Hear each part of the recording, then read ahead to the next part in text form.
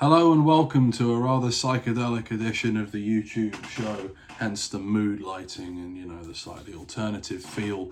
Today we're going to be talking about the Notorious Byrd Brothers. I really love this. I got this for £2. It originally retailed for £2.99, two for the price of one. And I got it for £2 in a charity shop in Eltham. And I just like to imagine that somebody got this for a relative. I'm assuming that this came out, this print was in 76, so this is like a decade after these albums came out. And I'd like to think that they got it for a slightly older relative who liked Mr. Tambourine Man. And then went, there you go, some weird psychedelic thing and a full country album. That's what you need for Christmas. If this was under the Christmas tree, you'd be very happy, wouldn't you? I mean, blimey. It's made me happy. I listen to this all the time. It's great. So we're going to be talking today about the Notorious Byrd Brothers. We can do an episode on Sweetheart of the Rodeo. I could do them both, but we'd be here all night. And, I've got things to do, so have you. So, Notorious Byrd Brothers comes about towards the end of 1967, I believe. And David Crosby was on the way out, as was Michael Clarke, the original drummer, for various different reasons. I think Michael Clarke was just fed up with the touring, whereas David Crosby was kind of just, being David Crosby, making a bit of a scene, really. So there's lots of different session musicians. So you've got Jim Gordon and Hal Blaine as drummers, session drummers, and Clarence White, who's on Younger Than Yesterday anyway, makes more of an appearance. But that being said, David Crosby has several writing credits on this album and appears on, I think, at least half the record. I think a lot of it is kind of disputed at this point. It's a long time ago. A lot of these people are no longer with us, so it's kind of difficult and also maybe a little bit impossible to work out what actually went on. There's also a lot of discussion as to whether or not Gene Clark's backing vocals are on some of these songs. He did rejoin the band for about a month towards the end of 67, and it all went wrong again. He didn't want to get on a plane.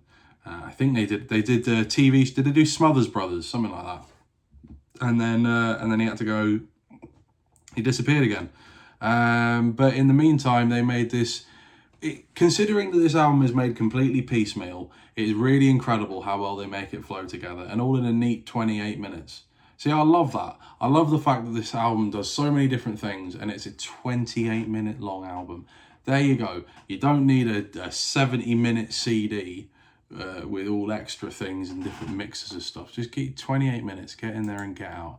So the opening track on the album is a song called Artificial Energy. Now, they've got in trouble before for drug references in songs that are kind of debatable and a bit kind of light. And then this is an out-and-out song about speed. And I'm coming down off amphetamine and I'm in jail because I killed a queen is one hell of a line to end a song. The opening song of the album, no less. Even though this song is kind of the most edgy lyric, it's probably the least impressive musically. The horn section is kind of something that I'd already played with.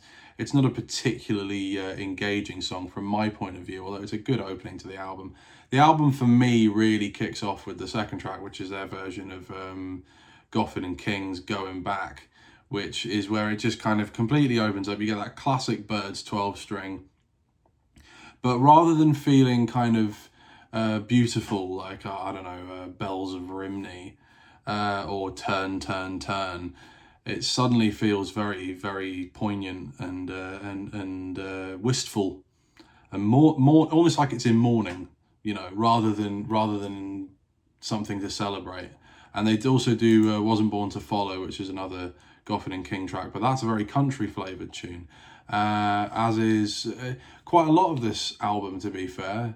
But Wasn't Born to Follow in particular, and Old John Robertson, which had been kicking around for a while at that point, I believe. I think they'd done it as a B-side to one of the singles from the year previous, are very country flavoured. What's interesting about this album is you'll get a country track like old John Robertson, and then you'll get a song like Tribal Gathering, which is very dark, very heavy, very psychedelic, and has flashes of drop D tuning, which is just, it's crazy. You've got distorted drop D tuning power chords. So we're not just prefiguring the 70s here. This is grunge.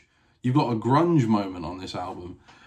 You've got uses of, so like on Get To You, at the end of the first side, you've got loads of different time signature changes on that song.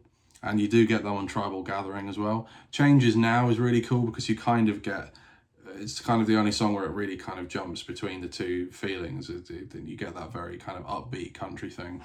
The lyrics throughout this album are also very kind of science fiction. It's not very psychedelic, in my opinion. It's not very peace and love. Changes Now maybe being the only exception that is kind of quite hippy dippy. The rest of it, in my point of view, is actually quite intense and quite dark and quite twisted. And then you get Space Odyssey at the end, which was inspired by the Arthur C. Clarke book, The Sentinel, which is where 2001: A Space Odyssey comes from. So that album, that film rather, came out several months later. So they got there first. They got there before. They got there before Stanley Kubrick, which is quite funny to me.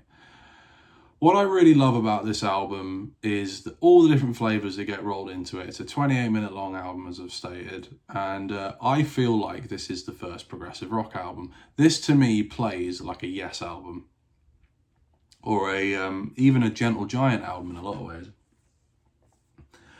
So you can look or get a lot of those sort of Canterbury bands, say Soft Machine or Caravan. This very much feels like Caravan in a lot of ways. If you take the kind of English folkiness out and replace it with an American country thing, that's basically it. It was a moderate success in its time, and it's gone on to be a big critical success. I can't really say whether this album has been massively influential though, because it's kind of like a critical darling.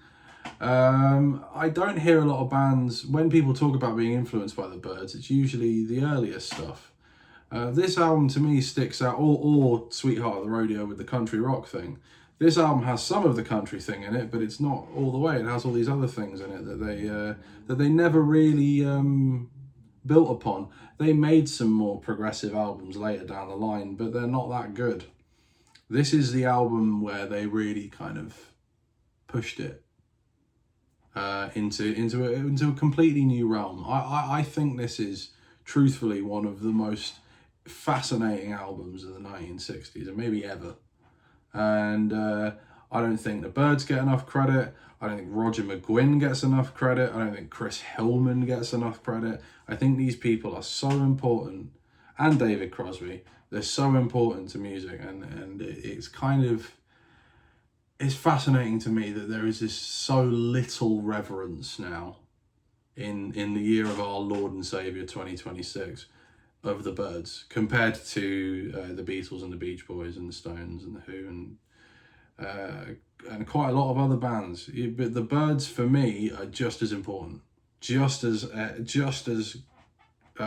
forward thinking as anybody. And this album, I think, arguably is more forward thinking than almost anybody else. I think really the only thing from that period, and I'm going to pull it out again, I've got it out a few videos ago, this is the only thing.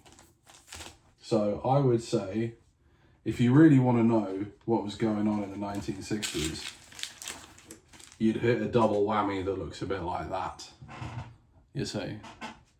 But I really think, and I will do a Sweetheart of the Rodeo video. It deserves its own thing because it's a completely different album with a completely different lineup.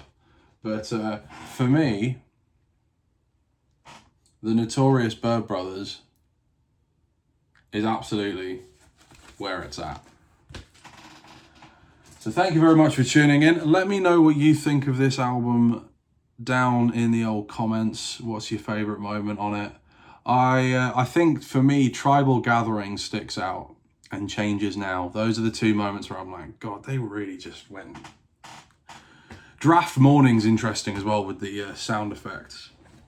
A lot of people were writing anti-war songs at the time and anti-Vietnam War songs, but this one kind of, it has that kind of doomy, psychedelic gone wrong feel that maybe you could argue might have been influential when they were making Apocalypse Now. It kind of plays out like that. This does feel, and it's interesting that I could think of Apocalypse Now, and you've got Space Odyssey here, which is inspired by the same book as 2001. It is a very filmic thing, and Wasn't Born to Follow, I think, was used in Easy Rider. So there's a lot of film connections to this, and it should be up there in the pantheon of great albums, and it's inspired many great films. So there you go. What's your favourite song on this album? What's your favourite Byrds album? Where does this stack up against the classics for you? If you haven't listened to it, go and listen to it now. It's absolutely excellent. The Notorious Byrd Brothers, one of my favourites. Thanks for watching.